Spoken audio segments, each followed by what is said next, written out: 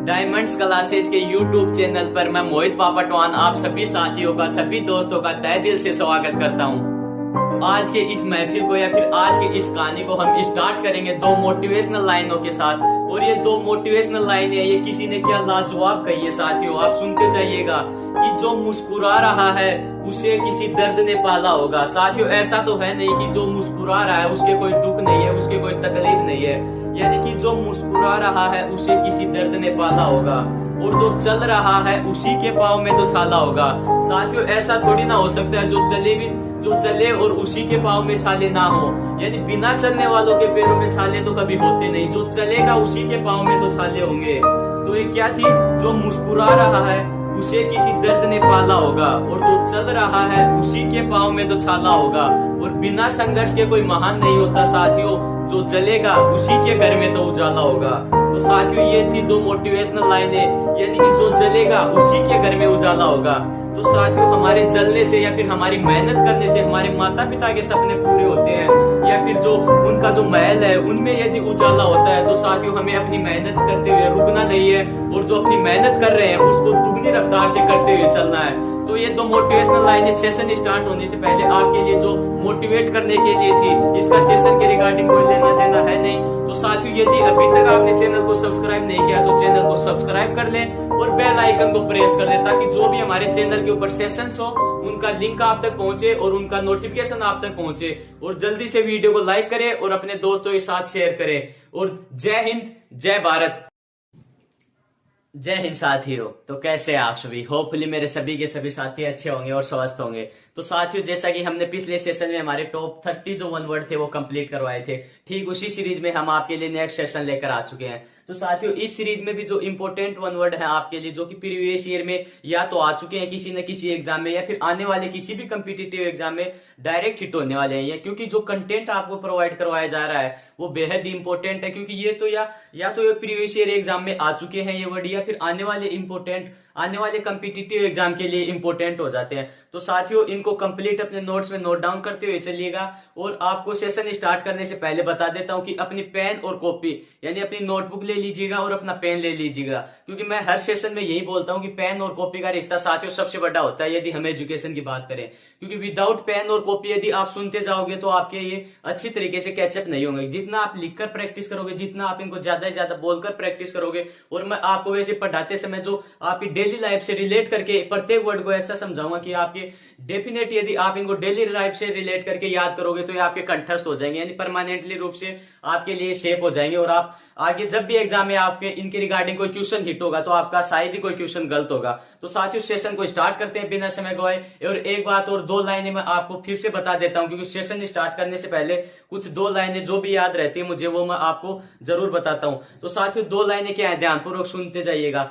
If you can dream it you can achieve it. यदि साथियों आप किसी चीज के बारे में सोच सकते हैं या फिर उसका ड्रीम सपना देख सकते हैं तो आप यू कैन अचीव इट, आप उसे प्राप्त भी कर सकते हैं। तो ये दो लाइनों का जो अर्थ है वो आप देख लीजिएगा, यानी if you can dream it you can achieve it. यदि आप किसी चीज का सपना देख सकते हो या फिर आप किसी गवर्नमेंट एग्जाम की तैयारी करने के लिए यानी अच्छे कंपटीशन की तैयारी करने का सपना देख सकते हो तो आप उसे अचीव भी कर सकते हो। क्योंकि साथियों हमारे माइंड वहीं तक सर्कुलर होता है जिन चीजों तक अचीवमेंट पॉसिबल होता है या फिर जिनको हम प्राप्त कर सकते हैं।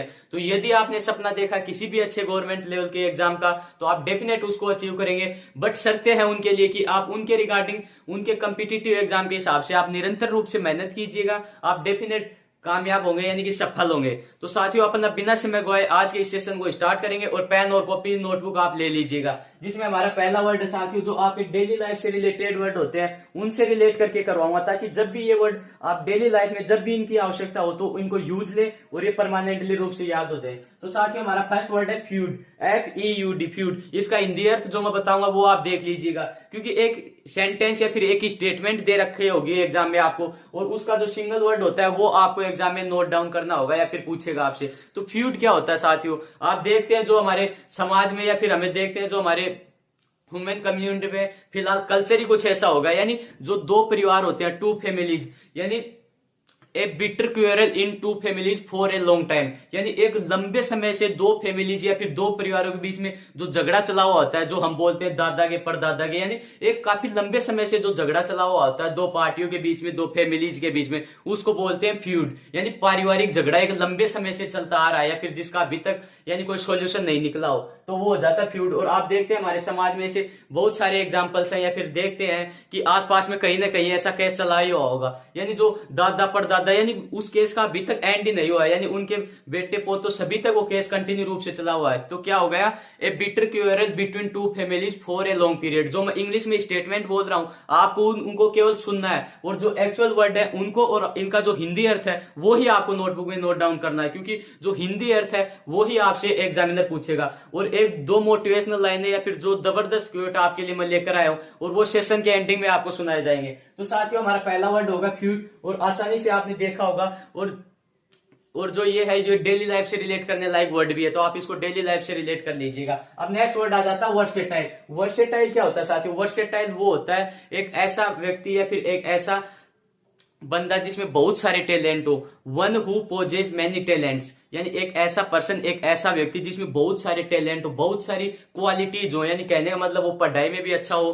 पॉलिटिक्स में भी अच्छा हो, या फिर जो हमारा स्पोर्ट्स है उसमें भी अच्छा हो, यानी उसमें डिफरेंट क्वालिटीज हो, डिफरेंट टैलेंट्स हो, उसको बोलेंगे versatile. One who possesses many talents, यानी जो जिनका जो इंग्लिश में स्टेटमेंट बोलना है वो भी मैं बोलते जा रहा हूं, क्योंकि स्टेटमेंट लिखने का यहाँ कोई औचित्य तो था नहीं, क्योंकि यदि एग्जामिनर आपको इनका हिंदी अर्थ पता होगा तो एग्जाम में आप इनको डेफिनेट राइट करोगे। तो अब हमारा बात करते हैं, ये सेकंड वर्ड था वर्सेटाइल, ये हो गया one who possesses many talents. साथियों, एक ही वर्ड को मैं बार बार बोलने की कोशिश कर रहा हूं, बार बार रिवाइज कर रहा हूं, क्योंकि जितना ज्यादा आप बोलोगे, जितना ज्यादा आप केयरफुली लिसन करोगे, उतने ही परमानेंटली रूप से कंठस्थ होते जाएंगे। तो दो वर्ड हो गए हमारे। अब बात करते हैं जो थर्ड वर्ड है। आप भी जैसे आपका कोई साथी हो, आपका कोई मित्र हो जिसमें बहुत सारी क्वालिटीज हो, उसके कॉन्टेक्ट नंबर भी आप वर्सेटाइल नाम से सेव कर सकते हैं, क्योंकि आप उन मीनिंग को ज्यादा से ज्यादा या फिर 2-4 दिन के बाद देखोगे तो वो आपके उस प्रकार से याद भी हो जाएंगे, यानी कंठस्थ हो जाएंगे परमानेंटली रूप से। अब नेक्स्ट वर्ड के बारे में बात करते हैं, पोलीगेमी। पोलीगेमी क्या होता है? और साथियों एक बात बता देता हूं, जिस भी वर्ड के एंड में गेमी यानी गेमी सफिक्स जुड़ा हुआ होगा वो तो यानी वुमन यानी कि महिलाओं को डिनोट करेगा, और एंड्री जिन भी वर्ड के एंड में जुड़ा होगा वो करेगा पुरुष यानी मेल को। और ये दोनों ही वर्ड जो आपके एग्जाम में आपको कंफ्यूज करते हैं या फिर आपके लिए एक डाउट का पॉइंट रहता है, स्टूडेंट अक्सर गलती करते हैं, वो मैंने एक साथ ही ले लिया ताकि एग्जाम में जब भी यहाँ से क्वेश्चन हिट होगा तो आपका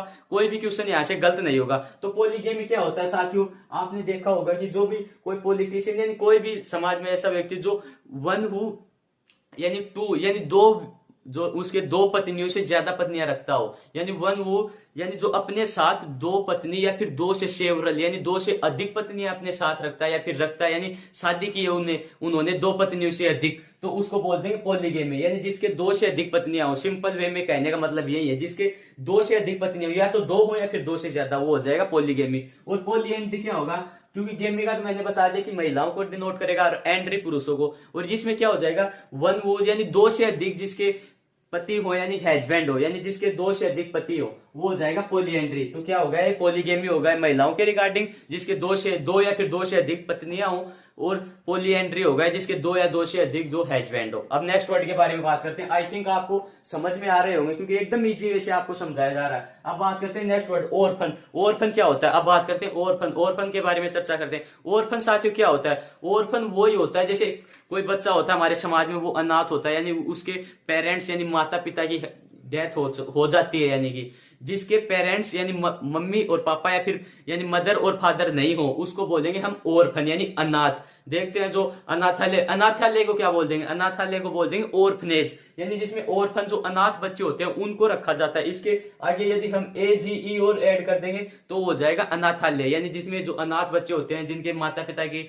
डेथ हो जाती है उनको रखा जाता है, वो तो हो जाता है ऑर्फनेज। और ऑर्फन होता है अनाथ, यानी कोई बच्चा जिसके मम्मी पापा यानी मदर और फादर पेरेंट्स नहीं हो, वो होता है ऑर्फन। और इसी का जैसा एक वर्ड है पोस्ट्यूमस। पोस्ट्यूमस क्या होता है साथियों? पोस्ट्यूमस वो चाइल्ड होता है या फिर वो बेबी होता है जो अपने माता पिता की हत्या यानी डेथ होने के बाद पैदा होता है, यानी जैसे कि हम देखते हैं जैसे किसी के फादर की हत्या जस्ट 2 मंथ पहले ही हो गई हो और उसके बाद में कोई नया बेबी जन्म लेता है अपने पिता की हत्या के बाद में, वो तो होता है पोस्ट्यूमस यानी मरणोपरांत, उनके मरने के बाद। जैसे आपने देखते हैं जो हमारे जो अवार्ड है, भारत रत्न पुरस्कार हो गया, फिर जो भी अवार्ड है, जो कि किसी किसी कोई पॉलिटिशियन हो गया, कोई स्पोर्ट्स वाला पर्सन हो गया, जिनको मरने के बाद या फिर उनकी डेथ होने के बाद उनको दिए जाते हैं, उनको बोलते हैं पोस्थ्यूमस, यानी मरणोपरांत कोई अवार्ड देना। या फिर किसी लेखक ने, सपोज दैट कोई राइटर ने कोई बुक राइट कर दी, यानी लिख दी, तो वो उसकी डेथ हो जाती है, वो जब भी वो बुक पब्लिश हो रही है, यानी छप रही होती है तब,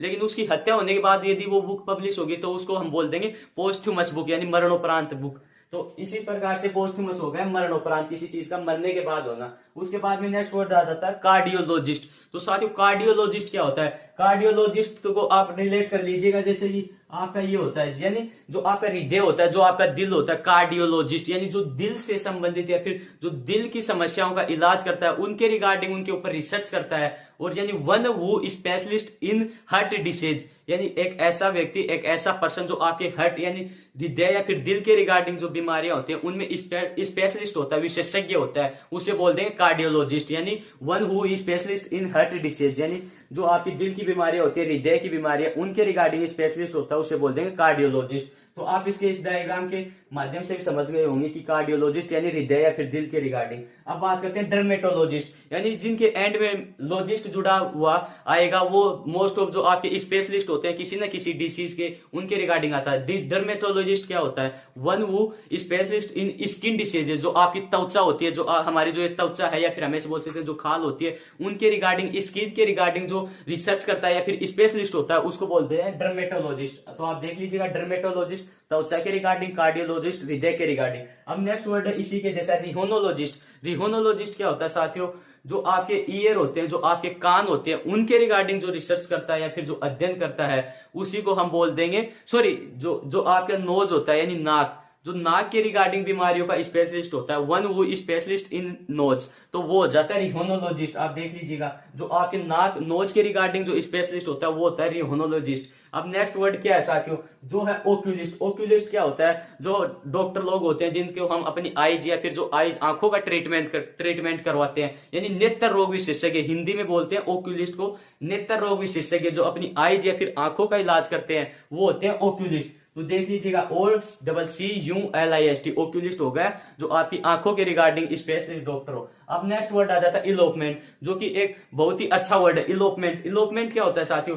इलोपमेंट वो होता है जिसमें वन हु गो, यानी जो अपने लवर के साथ भाग जाए, one who goes from one's lover, यानी जो अपने लवर यानी अपने प्रेमी के साथ, जो हम देखते हैं समाज में कुछ ऐसी घटनाएं होती हैं, यानी जो अपने लवर यानी अपने प्रेमी के साथ भाग जाए, तो वो होता है इलोपमेंट। यानी अपने जो प्रेमी होता है, जो लवर होता है, उसके साथ भाग जाना, वो होता है इलोपमेंट। तो देख लीजिएगा इलोपमेंट, ये वर्ड भी आपका जो इंडियन एयरफोर्स का एग्जाम हुआ था 2019 में, उसमें आ भी चुका है, तभी ये इंपॉर्टेंट है। देख लीजिएगा, इलोपमेंट क्या हो जाएगा? जो अपने प्रेमी या फिर अपने लवर के साथ भाग जाते हैं, उनको बोलते हैं इलोपमेंट। अब नेक्स्ट वर्ड है क्रेडुलस और क्रीडिबल। ये दोनों ही वर्ड एक जैसे हैं और दोनों ही वर्ड में अक्सर स्टूडेंट डाउट हो जाता है या फिर इनमें गलती कर बैठता है। तो क्रेडुलस क्या होता है साथियों? क्रेडुलस वो होता है जिसे आसानी से, गुल्लीबल, गुल्लीबल भी साथियों इसका साइन नो है, यानी गुल्लीबल वो क्या हो जाता है? क्रेडुलस, जिसको हम आसानी से चीट कर सकते हैं, जिसे हम आसानी से धोखा दे सकते हैं। यानी कोई देखते हैं कुछ पीपल ऐसे होते हैं जो हर किसी की बात पर यानी एक नॉर्मल वे में यकीन कर लेते हैं, फिर विश्वास कर लेते हैं, उसे ही बोलते हैं क्रेडुलस,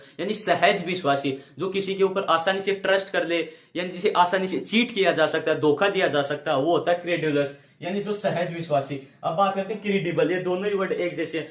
क्रीडिबल क्या हो जाएगा साथियों? विश्वसनीय, यानी बिलीवेबल, यानी जिसके ऊपर विश्वास किया जा सके। कोई व्यक्ति ऐसा होता है जो अपने विचारों यानी अपने थॉट्स के ऊपर डिटरमिनेट यानी स्थगित होता है या फिर जो स्थिर होता है, उसे हम बोल सकते हैं क्रीडिबल, यानी जिसके ऊपर विश्वास किया जा सकता है, विश्वसनीय, कोई ऐसी चीज जिसके ऊपर विश्वास किया जा सकता है, हम फेथ कर सकते हैं, ट्रस्ट कर सकते हैं, वो हो जाता है क्रीडिबल, यानी जिसके ऊपर हम विश्वास कर सकते हैं। नेक्स्ट वर्ड है फास्टिडियस। फास्टिडियस क्या होता है साथियों? फास्टिडियस देखते हैं आप जब भी मार्केट में जाते हैं अपने साथी या फिर कोई ऐसा होता है, यानी जो एकदम चूजी टाइप का हो, यानी जो सेलेक्टिव इन टेस्ट, यानी एकदम हम ऐसे बोल सकते हैं जो ज्यादा से ज्यादा चीजों में चुनाव करके, यानी हम जैसे किसी शॉप पर कोई भी क्लॉथ कपड़े खरीदने के लिए गए और दुकानदार ने हमें हमारे सामने बहुत सारे कपड़े रख दिए, लेकिन वो उनमें भी यानी अच्छी तरीके से पसंद नहीं कर पाए, फिर भी वो बोले ये अच्छा नहीं है, ये अच्छा नहीं है, यानी एकदम सेलेक्टिव हो, एकदम चूजी हो, यानी एकदम हमें से बोल सकते हैं नखरेबाज, यानी कि जिसको बहुत सारी चीजें दिखाने के बाद भी उसको कोई भी चीज पसंद नहीं आए, वो होता है फास्ट इडियस यानी नखरेबाज।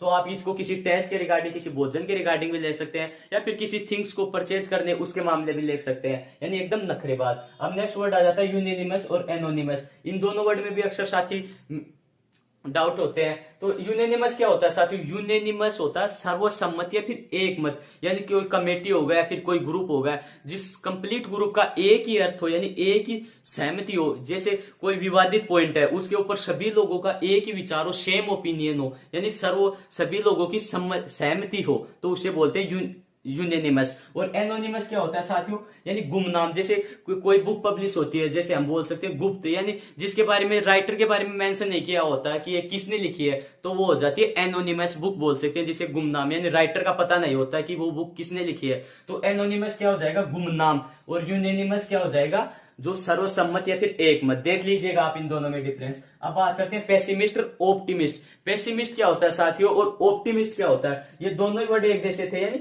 जो भी वर्ड इन सेशंस की स्पेशलिस्ट यही है कि जिन वर्ड में आप अक्सर डाउट होते हैं, या फिर जब भी एग्जाम में आपके यहाँ से डाउट वाला मुद्दा बनता है, वो ही एक साथ ले लें। यदि आप इन दोनों को एक साथ क्लियर करोगे तो ये डेफिनेट आपके परमानेंटली रूप से याद भी हो जाएंगे, और आप इनमें एग्जाम में जब भी यहाँ से क्वेश्चन हिट होगा तो आप कतई गलती नहीं करने वाले, क्योंकि आप इनको दोनों को एक जगह देखोगे, दोनों का डिफरेंट मीनिंग होता है, वो दोनों का समझोगे तो आप एग्जाम में कभी भी गलती नहीं करोगे। क्योंकि सेशंस को लेने का यही फायदा है, क्योंकि साथियों ये सभी वर्ड्स बुक में मेंशन किए हुए होते हैं, बट इनमें एक सिस्टमेटिक वे से या फिर इनको एक इजी वे से नहीं समझाया हुआ होता है, तब हम डिफिकल्टी करते हैं बुक्स को पढ़ने में। तो आप प्रीफर कीजिए, इन वर्ड्स को नोट डाउन कीजिए, और जो भी वर्ड आपके समझ में नहीं आता उसका आप कमेंट बॉक्स में जरूर डालिए। और जो टेलीग्राम चैनल का लिंक आपको वीडियो के डिस्क्रिप्शन बॉक्स में प्रोवाइड करवाया गया है, और जो व्हाट्सएप नंबर दिए हुए हैं चैनल के रिगार्डिंग व्हाटएवर जो भी आपका डाउट हो, जो भी आपकी क्वेरी हो, वो जरूर से दीजिए। और जैसा भी आपको सेशन लग रहा है, पसंद आ रहा है तो पॉजिटिव रेस्पॉन्स दीजिए, नहीं पसंद आ रहा है तो नेगेटिव रेस्पॉन्स दीजिए, लेकिन आप रेस्पॉन्स जरूर दीजिए, ताकि हमें भी पता चले जो कंटेंट आपको प्रोवाइड करवाया जा रहा है ये अच्छा है या फिर नहीं है, यानी इसमें इंप्रूवमेंट और करने की जरूरत है, या फिर जो भी आपके सजेशन हो कहने का मतलब वो जरूर दीजिएगा। अब बात करते हैं next word optimist pessimist. Optimist क्या होता है साथियों? ऑप्टिमिस्ट वो होता है जो चीजों को ब्राइट साइड यानी एक पॉजिटिव वे में देखता है। जैसे हम किसी एग्जाम की तैयारी कर रहे हैं तो हम उसमें सोचते हैं हम इसमें डेफिनेट कामयाब हो जाएंगे, यानी इसको अचीव कर देंगे, यानी वो एक आशा यानी एक उम्मीद के तौर पर देख रहा था, वो तो होता है ऑप्टिमिस्ट आशावादी। और पेसिमिस्ट क्या हो जाएगा? जो उस चीज के बारे में नेगेटिव सोचता है कि हम इसमें कामयाब नहीं होंगे, ये यानी हम इसमें पास नहीं हो सकते, जो चीजों को नेगेटिव वे में लेकर चलता है वो तो होता है पेसिमिस्ट यानी निराशावादी। और आशावादी होता है ऑप्टिमिस्ट यानी ऑप्शन। इसमें देख लीजिएगा, इसमें OPTI आ रहा है, यानी ऑप्शन, जिसको बहुत सारे ऑप्शन दिखते हैं, या फिर जिसको एक पॉजिटिव वेव आती है किसी कार्य को करने की या फिर किसी लक्ष्य को अचीव करने की, वो तो हो जाता है ऑप्टिमिस्ट आशावादी। पेसिमिस्ट निराशावादी यानी वन वो डार्क साइड, यानी जो अपनी किसी भी चीज को डार्क साइड यानी एक बुरे वे में नेगेटिव वे में देखता है, और जो ब्राइट वे में देखता है पॉजिटिव वे में वो होता है ऑप्टिमिस्ट, और बुरे वे में या फिर नेगेटिव वे में पेसिमिस्ट। अब नेक्स्ट वर्ड आता है इडिबल और इमिग्रेंट। इडिबल क्या होता है साथियों? फिट टू बी ईट, यानी जो चीजें खाने लायक हो, यानी जो खाने के लिए प्रयुक्त होने वाली चीजें जो सुटेबल हो खाने के लिए, वो तो हो जाती है इडिबल, यानी फिट टू बी ईटन, यानी खाने लायक जो चीजें होंगी वो होती है इडिबल। इसमें कुछ स्पेशल है नहीं। अब बात करते हैं इमिग्रेंट, और ये आपका इमिग्रेंट, यानी दोनों ही सेम वर्ड है। इसके स्टार्टिंग में ई है और इसके स्टार्टिंग में आई है, तो इन दोनों में डिफरेंस समझ लीजिएगा। इनका दोनों का लॉजिक यही है साथियों, इनको याद करने का। इमिग्रेंट क्या होता है साथियों? जैसे कोई हमारी कंट्री का जो व्यक्ति होता है वो किसी दूसरी कंट्री में निवास करने के लिए जाता है, यानी अप्रवासी। और जो इमिग्रेंट होता है आई वाला, आई मतलब इन हमारे देश में आने वाला, प्रवासी यानी किसी दूसरी कंट्री से हमारे देश में निवास होने या फिर रहने के लिए आए, वो तो हो जाता है आई, यानी जिसकी स्टार्टिंग में आई वो इमिग्रेंट, यानी जो प्रवासी होता है जो हमारी कंट्री में रहने वाला होता है वो। तो इसको किस प्रकार से रिलेट करके याद करोगे? जिसमें इमिग्रेंट है, जिसमें ई आ रहा है उसको आप एग्जिट से रिलेट कर लीजिएगा। एग्जिट क्या होता है? किसी चीज से दूर होना, हटना या फिर बैक जाना, यानी दूसरी जगह जाना। तो एग्जिट तो क्या हो जाएगा? यानी अप्रवासी, किसी दूसरे देश में जाना। और जो आपका है ये आई वाला, वो क्या होता है? यानी अपने खुद के देश में आना, तो इमिग्रेंट आई, तो इसमें ये हो जाएगा इमिग्रेंट यानी प्रवासी। तो आप इन दोनों को देख लीजिएगा। प्रवासी क्या हो जाएगा? इमिग्रेंट अपने देश में इन आना, और एग्जिट से आप अपने देश से जाना। एग्जिट को आउट ऑफ कंट्री और इनको इन कंट्री यानी हमारे देश में, तो देख लीजिएगा। अब बात करते हैं नेक्स्ट वर्ड हेमलेट। हेमलेट क्या होता है साथियों, ये होता है एक group of houses in a village, यानी एक विलेज, एक गांव में जो ग्रुप होता है हाउसेज, मकानों का, घरों का एक ग्रुप होता है, समूह होता है, वो होता है हेमलेट, HAMLET। हेमलेट क्या होता है, एक ग्रुप ऑफ विलेज यानी हाउसेज, यानी घरों का जो एक ग्रुप होता है, एक समूह होता है, वो होता है हेमलेट किसी विलेज में। तो हेमलेट क्या हो जाएगा, a group of houses in a village, यानी एक घरों का एक ऐसा समूह है जो किसी विलेज गांव में हो। तो देख लीजिएगा। अब नेक्स्ट वर्ड है कॉमरेड। कॉमरेड क्या होता है साथियों, कॉमरेड वो होता है जैसे जो सभी से मिलजुल कर चलता है, यानी खुश मिजाज, हंसी मजाक वाला एक ऐसा बंदा जो सभी के साथ अच्छी तरीके से कम्युनिकेट रहता है, या फिर अच्छे लोगों के साथ, उसके सभी लोगों के साथ, मोस्टों के साथ अच्छे संबंध होते हैं, वो होता है कॉमरेड। अब देख लीजिएगा। अब नेक्स्ट वर्ड आता है केनल। केनल क्या होता है साथियों, एक ऐसा प्लेस, एक ऐसा स्थान जहां पर डॉग्स, कुत्ते रहते हैं, या पैलेस फॉर डॉग्स, यानी एक ऐसा स्थान जहां पर कुत्ते, जो डॉग होते हैं, उनके रहने का जो स्थान होता है उसे बोलते हैं केनल। स्पेलिंग देख लीजिएगा, KENNEL, केनल। तो वो होता है ए पैलेस फॉर डॉग्स। अब इसके बाद में नेक्स्ट वर्ड आ जाता है ग्रीगेरियस और हर्ड। इन दोनों में अक्सर स्टूडेंट गलती करते हैं। ग्रीगेरियस क्या होता है और हर्ड क्या होता है, इनमें जो एक्चुअल डिफरेंस है वो मैं आपको बताता हूँ, शायद ये आपको पता होगा। ग्रीगेरियस क्या होता है साथियों, ग्रीगेरियस कोई एनिमल हो गया, कोई पर्सन हो गया, कोई एक ऐसा व्यक्ति जो किसी ग्रुप में मिलजुल कर रहने वाला हो, यानी एक अच्छी तरीके से कम्युनिकेट करके रहने वाला हो, यानी किसी ग्रुप में या फिर किसी समूह में रहने वाले, झुंड में मिलकर रहने वाले व्यक्ति को ग्रीगेरियस बोल सकते हैं, यानी जो सामाजिक रूप से एक समूह में रहने वाला व्यक्ति होता है। और हर्ड क्या होता है, हर्ड तो साथियों एक झुंड हो जाता है, एक ग्रुप का नाम तो है हर्ड, और ग्रुप में रहने वाले मेंबर यानी व्यक्ति को या फिर एनिमल को बोलते हैं ग्रीगेरियस, यानी सोशिएबल, जो समाज में मिलजुल कर रहता है, ग्रीगेरियस रहने वाला। और हर्ड होता है जो आपकी शिप्स, भेड़ों का जो समूह होता है, उसको समूह का नाम होता है हर्ड, HERD, हर्ड। हर्ड तो हो जाता है ग्रुप, और ग्रीगेरियस होता है उसमें रहने वाला व्यक्ति या फिर एनिमल। अब बात करते हैं नेक्स्ट वर्ड फोरमैन। फोरमैन ये भी एक बेटर या फिर बहुत ही अच्छा वर्ड है। फोरमैन क्या होता है साथियों, जो यानी अपने वर्कर्स को लीड करे, अपने स्टूडेंट्स को लीड करे, यानी एक हमेशा बोल सकते हैं एज ए टीम का कैप्टन होता है साथियों। ये सभी को कम्युनिकेट करके या फिर सभी का एक लीडर के रूप में कार्य करता है, यानी पायोनियर होता है ये साथियों फोरमैन, यानी वन वो लीड्स वंस वर्कर या फिर वंस स्टूडेंट या फिर वंस टीम, यानी अपने टीम के जो मेंबर होते हैं उनको लीड करता है। तो फोरमैन क्या होगा, जो सभी को लीड करके चलता है, या फिर जो अग्रसर यानी अग्र हमेशा आगे रहने वाला, वो होता है फोरमैन। अब बात करते हैं क्लीन, स्कलरी और सेरेमिक्स। ये तीनों ही वर्ड आपको डेली लाइफ से रिलेट करने हैं, और तीनों ही बहुत ही बेटर वर्ड है, ये किसी न किसी एग्जाम में आ भी चुके हैं। तो साथियों क्लीन क्या होता है, क्लीन होता है one's place where bricks are baked, यानी जहां पर जो ईंटें होती हैं वो बनती हैं, वो तो होता है क्लीन। तो इसको देख लीजिएगा, kiln one's place where bricks are baked, यानी जो ईंटें होती हैं आपकी, जो हम अक्सर बोलते हैं, जो हमारे गांव से रहने वाले साथी हैं उनको पता होगा, जो बट्टा, ईंट का बट्टा होता है, उसी को बोलते हैं क्लीन। जहां पर ईंटें बनती होती हैं उसी पैलेस को बोलते हैं kiln. One's place where bricks are baked, यानी जहां पर ईंटें बनाई जाती हैं उसे बोलते हैं क्लीन। अब नेक्स्ट बात करते हैं स्कलरी। स्कलरी क्या होता है साथियों, स्कलरी वो पैलेस होता है जहां पर हम, जो हमारे यूटेंसिल्स होते हैं। यूटेंसिल्स क्या होता है साथियों, यूटेंसिल्स होते हैं आपके जो बर्तनों के लिए काम आता है यूटेंसिल्स, जो आपके यूटेंसिल्स को वॉश करने के लिए जो पैलेस होता है या फिर जो स्थान होता है। देखते हैं हम अक्सर हमारे घर के बैकवर्ड एरिया में कोई पानी की टंकी वगैरह रखी होती है, और वहां पर हम जो हमारे बर्तन होते हैं उनको वहां पर वॉश करते हैं।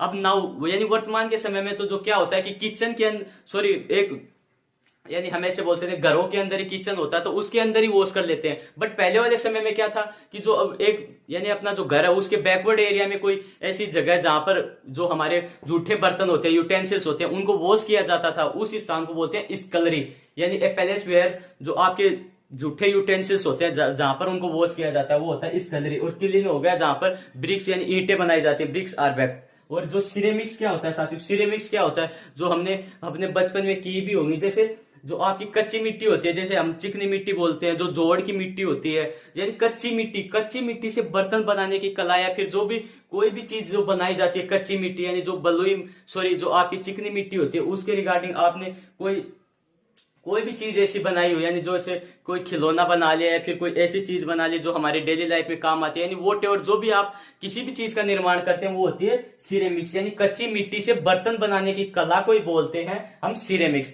तो सिरेमिक्स क्या हो गया, कच्ची मिट्टी से बर्तन बनाने की कला। और स्कलरी क्या हो गया साथियों, जहां पर बैकवर्ड एरिया में जो आपके यूटेंसिल्स को धोने का स्थान होता है उसे बोलते हैं स्कलरी। क्लीन हो गया साथियों आपका जो जहां पर ब्रिक्स जो ईंटें बनाई जाती हैं। अब इनका मैं एक बार और शॉर्ट रिवाइज करवा देता हूं, ताकि एक बार तो हमने इनको डन कर लिया, अब नेक्स्ट एक बार और शॉर्ट रिवाइज करवा देता हूं, ताकि ये फिर से आपके लिए रिवाइज हो जाए। कोई वर्ड मिस हो गया तो वो भी आपके सामने आ जाए। और साथियों, यदि सेशंस आपको पसंद आ रहा है तो सेशन को लाइक करें और वीडियो को अपने ज्यादा से ज्यादा साथियों के साथ शेयर करें, ताकि जो भी कंटेंट आपको यहाँ प्रोवाइड करवाया जा रहा है वो मोस्ट ऑफ साथियों के साथ पहुंचे और आपका रेस्पॉन्स जरूर दे, जैसा भी रेस्पॉन्स हो। तो साथियों, फ्यूड क्या होता है? फर्स्ट वर्ड था फ्यूड। फ्यूड क्या होता है? जो दो फैमिलीज के बीच में जो लंबे समय से जो झगड़ा चला हुआ होता है उसे बोलते हैं फ्यूड। अब इनको मैं एक शॉर्ट वे में रिवाइज करवा रहा हूं, तो इसमें ज्यादा समय नहीं लूंगा मैं। नेक्स्ट वर्ड है वर्सेटाइल। वर्सेटाइल क्या होता है? One who possesses many talent. एक ऐसा व्यक्ति जिसमें बहुत सारे टैलेंट यानी बहुत सारी स्किल्स हो, वर्सेटाइल। नेक्स्ट वर्ड था पॉलीगेमी। पॉलीगेमी एक ऐसा व्यक्ति जिसके दो से अधिक पत्नियां हो, यानी दो या फिर दो से अधिक, पॉलीगेमी। पॉलीएंड्री। नेक्स्ट वर्ड था पॉलीएंड्री। पॉलीएंड्री क्या था? एक ऐसा व्यक्ति जिसके दो या फिर दो से अधिक पति हो, यानी हस्बैंड्स हो, वो होता है पॉलीएंड्री। अब ऑर्फन क्या था? जिसके माता पिता की डेथ हो जाए किसी बच्चे की, तो वो होता है ऑर्फन, यानी ऑर्फन चाइल्ड, यानी अनाथ बच्चा। नेक्स्ट वर्ड था पोस्थ्यूमस। पोस्थ्यूमस क्या होता है साथियों? मरणोपरांत, यानी किसी बच्चे का, किसी बेबी का मरण, अपने पिता के मरने के बाद जन्म लेना, या फिर किसी भी चीज का उसके लेखक या फिर उसके व्यक्ति के जाने के बाद वो चीज पब्लिश होती है, वो होता है पोस्थ्यूमस, यानी मरणोपरांत। नेक्स्ट वर्ड था साथियों कार्डियोलॉजिस्ट, डर्मेटोलॉजिस्ट, रिहोनोलॉजिस्ट और ओक्यूलिस्ट। ये तीनों वर्ड आपके यानी स्पेशलिस्ट यानी किसी रोग के विशेषज्ञ के रिगार्डिंग थे। तो कार्डियोलॉजिस्ट क्या था? जो आपका दिल हृदय के रिगार्डिंग स्पेशलिस्ट हो, वो कार्डियोलॉजिस्ट। और जो ओक्यूलिस्ट था वो था आपकी आईज यानी आंखों से स्पेशलिस्ट। और जो रिहोनोलॉजिस्ट था, जो आपका नोज होता है, नाक होता है, उसके रिगार्डिंग स्पेशलिस्ट। और जो आपका था डर्मेटोलॉजिस्ट था साथियों, जो आपकी स्किन, जो त्वचा होती है, उसके रिगार्डिंग स्पेशलिस्ट। नेक्स्ट वर्ड था साथियों इलोपमेंट। इलोपमेंट क्या होता है साथियों? किसी का अपने लवर, अपने प्रेमी के साथ भाग जाना, इलोपमेंट हो गया। क्रेडुलस, जिसको आसानी से धोखा दिया जा सके, आसानी से चीट किया जा सके, या फिर जो लोगों पर आसानी से विश्वास कर देता है, क्रेडुलस। नेक्स्ट वर्ड था साथियों क्रेडिबल, यानी बिलीवेबल, यानी जिसके ऊपर विश्वास किया जा सके, विश्वसनीय। नेक्स्ट वर्ड था फास्टिडियस, यानी जो नखरेबाज, यानी सेलेक्टिव, यानी चूजी टाइप का बंदा, फास्टिडियस। नेक्स्ट था यूनेनिमस, एनोनिमस। यूनेनिमस सर्वसम्मत, एक मत, यानी सभी कमेटी का, पूरे ग्रुप का एक ही मत हो, वो होता है यूनेनिमस। और एनोनिमस था गुमनाम, यानी किसी लेखक का नहीं पता हो, गुमनाम, गुप्त बोल सकते हैं। नेक्स्ट वर्ड था ऑप्टिमिस्ट, पेसिमिस्ट। ऑप्टिमिस्ट जो चीजों को अच्छे में, पॉजिटिव वे में, ब्राइट वे में देखे, ऑप्टिमिस्ट जो नेगेटिव वे में देखे, डार्क वे में देखे, वो था पेसिमिस्ट। नेक्स्ट वर्ड था साथियों हमारा इडिबल, यानी फिट टू बी ईटन, जो खाने लायक चीजें हों वो होती है इडिबल। नेक्स्ट वर्ड था साथियों इमिग्रेंट और इमिग्रेंट। ई वाला था एग्जिट, यानी अपने देश से जाना, वो था इमिग्रेंट, तो वो क्या था? अप्रवासी, दूसरे देश में जाकर निवास होना। और आई इन अपने देश में आकर निवास होने वाले के लिए था ये आई वाला इमिग्रेंट। और नेक्स्ट वर्ड था हेमलेट, यानी एक group of houses in a village, यानी जो एक गांव में जो ग्रुप यानी हाउस, घरों का जो समूह होता है उसको बोलते हैं हेमलेट। नेक्स्ट वर्ड था कॉमरेड। कॉमरेड जो सभी के साथ मिलजुल कर अच्छी तरीके से कम्युनिकेट रहता है, हंस मिजाज खुश मिजाज वाला बंदा, वो होता है कॉमरेड। नेक्स्ट था कैनल। कैनल एक place where dogs are lived, यानी एक ऐसा पैलेस जहां पर कुत्ते रहते हैं, वो था कैनल। नेक्स्ट था ग्रीगेरियस। ग्रीगेरियस जो किसी ग्रुप में या फिर किसी सोशिएबल कल्चर में रहने वाले एनिमल्स हो गए, पर्सन्स हो गए, ग्रीगेरियस। नेक्स्ट वर्ड था आपका हर्ड। हर्ड क्या था साथियों? हर्ड था किसी जो आपकी शिप्स होती हैं, बेडे होते हैं, उनके ग्रुप को बोलते हैं हर्ड। नेक्स्ट वर्ड था फोरमैन। फोरमैन जो लीड करे अपने वर्कर्स को, अपने टीम को, अपने स्टूडेंट को, फोरमैन हो गया। क्लीन हो गया वेयर ब्रिक्स आर बेक्ड, यानी ईंटें बनाई जाती हैं। स्कलरी हो गया साथियों जहां पर जो भी आपके बर्तन, यूटेंसिल्स, जूठे बर्तनों को धोने की जगह होती है घर के पीछे, वो हो गया स्कलरी। सिरेमिक्स हो गया कच्ची मिट्टी से बर्तन बनाने की कला। यानी आज भी फिर से हमने जो हमारे टॉप जो 31 वर्ड थे उनको कंप्लीट कर लिया। जो हमारा पहला सेशन था उसके रिगार्डिंग भी हमने जो इंपॉर्टेंट जो 31 वर्ड थे उनको कंप्लीट किया। यदि किसी साथी ने जो हमारा पहला सेशन था उसको वॉच नहीं किया तो उसको भी जरूर से वॉच कीजिए, क्योंकि ये सीरीज बेहद ही इंपॉर्टेंट है। क्योंकि इसमें जो आपके प्रीवियस ईयर में आए हुए जो 1 वर्ड है वो है, और जो आगामी एग्जाम के लिए इंपॉर्टेंट होने वाले हैं वो 1 वर्ड है। टोटल हम 500 के रिगार्डिंग 1 वर्ड करेंगे इंपॉर्टेंट, जो कि आपकी आने वाली एग्जाम में 1 से 2 नंबर श्योर करने वाले हैं। तो आप इनको अपनी नोट्स में नोट डाउन करते हुए चलें, और पेन और कॉपी जब भी सेशन स्टार्ट हो लेकर जरूर बैठें। और जो भी आपका डाउट हो, कोई भी क्वेरी हो, व्हाट्सएप नंबर दिए हुए हैं, टेलीग्राम चैनल ज्वाइन कर लीजिएगा। पीडीएफ चाहिए तो टेलीग्राम चैनल ज्वाइन करना मस्ट है। और चैनल सब्सक्राइब नहीं किया तो चैनल सब्सक्राइब कर ले, क्योंकि क्लासेस का नोटिफिकेशन आपको तभी प्राप्त होगा जब आप चैनल को सब्सक्राइब करेंगे और बेल आइकन को प्रेस करेंगे। तो ये थी सारी चीजें साथियों, और होपफुली आपको सेशन पसंद भी आया होगा। मैंने आपको आसानी से एक इजी वे से समझाने की कोशिश की है, क्योंकि यदि आप इनको डेली लाइफ से रिलेट जितना करोगे उतना ही ज्यादा हमारे लिए अच्छे होंगे और उतना ही ज्यादा हमें इनको याद करने में भी आसानी होगी। तो मैंने मोस्ट ऑफ वर्ड को डेली लाइफ से रिलेट करके याद करवाया आपको। तो जो हमारा नेक्स्ट सेशन होने वाला है उसमें भी हम जो हमारे इंपॉर्टेंट वन वर्ड की सीरीज है उसमें कंटिन्यू करेंगे। और सेशन जैसा भी लगा हो कमेंट बॉक्स में जरूर रेस्पॉन्स दे। तो साथियों, सेशन स्टार्ट होने से पहले आपको बताई थी 2 लाइनें, if you can dream it you can achieve it. यदि आप किसी चीज को पाने का सपना देख सकते हैं तो उसे पूरा भी कर सकते हैं। ये देख लीजिएगा, ये एक हर बंदे में काबिलियत होती है बट वो उसको शो आउट नहीं कर पाते। तो आप देख लीजिएगा, यदि आपने अच्छा सपना देखा अच्छी गवर्नमेंट जॉब का तो आप डेफिनेट उसको अचीव करेंगे। बस उसके लिए बशर्ते आप मेहनत करते जाइएगा और एक जिद और जुनून के साथ लगे रहिए। तो टेक केयर, अपना ख्याल रखिए। जय हिंद, जय भारत।